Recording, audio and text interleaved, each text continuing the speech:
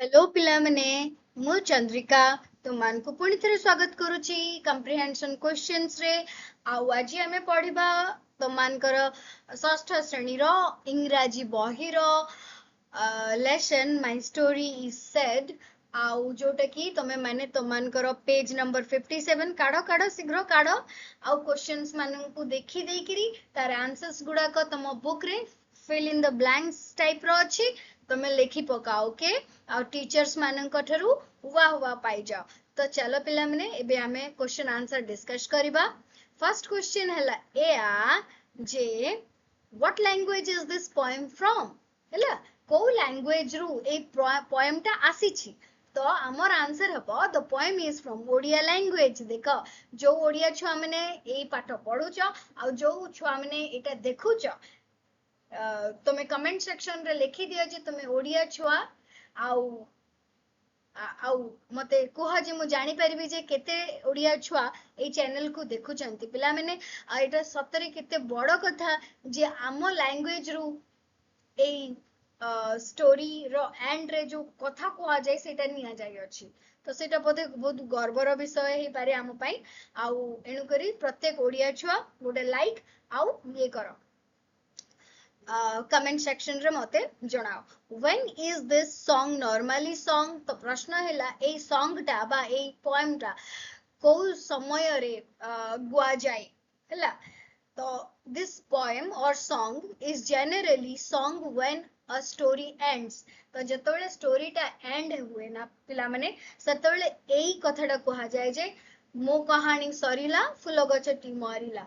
पुणी प्रश्न हम जे कौन कि कहीं गछ तू कहीं मरी गलु तापरे से ता स्टोरी कहबो जे मते मते ब्लैक काउ खाई पकेइला। तो एटा एटा कोन हिची तार डायरेक्ट ट्रांसलेशन अछि इंग्रजी रे आउ एटा हैला तार आंसर। तापरे क्वेश्चन नंबर 3 को हमें देखिबा। क्वेश्चन नंबर 3 रे कोन अछि पिला माने जे why was the flowering plant dead. से जो फ्लावरिंग से फूल गछटी काहे की मला। तो आंसर हबो जे the flowering plant was dead because the black cow ate it up and made it lie। तो काहे की फ्लावरिंग प्लांट ता मला पिला माने एति पई मला जे गोटिए ब्लैक काउ माने गोटे कला गाई ताकू खाई की पकेई देला एनु करी से मरिला। why did the cow eat up the flowering plant। पुणी क्वेश्चन अच्छे 4 रे जे काहे की काउ खाई गला सी फ्लावरिंग प्लांट को। तो काउ आंसर अछि जे the cow ate up the flowering plant because the cowherd did not treat her well.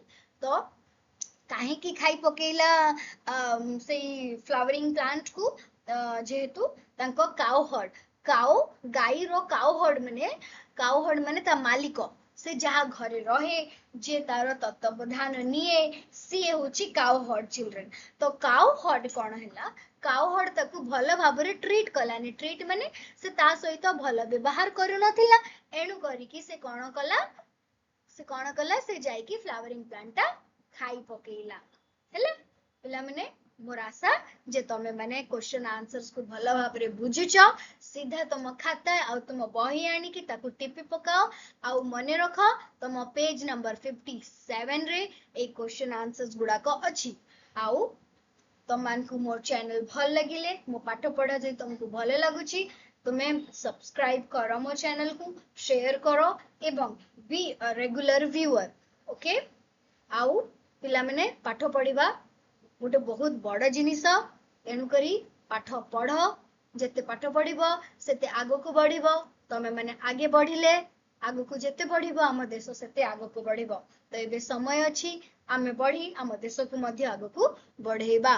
तो पिला माने पुणी थरे मु आउ गोटे लेसन आउ कंप्रिहेंशन क्वेश्चंस रे पुणी थरे मु तुमମାନଙ୍କ सहित देखा हेबी आउ से पर्यंत तुमे भलरे खाओ आ भलरे पढ़ो ओके बाय।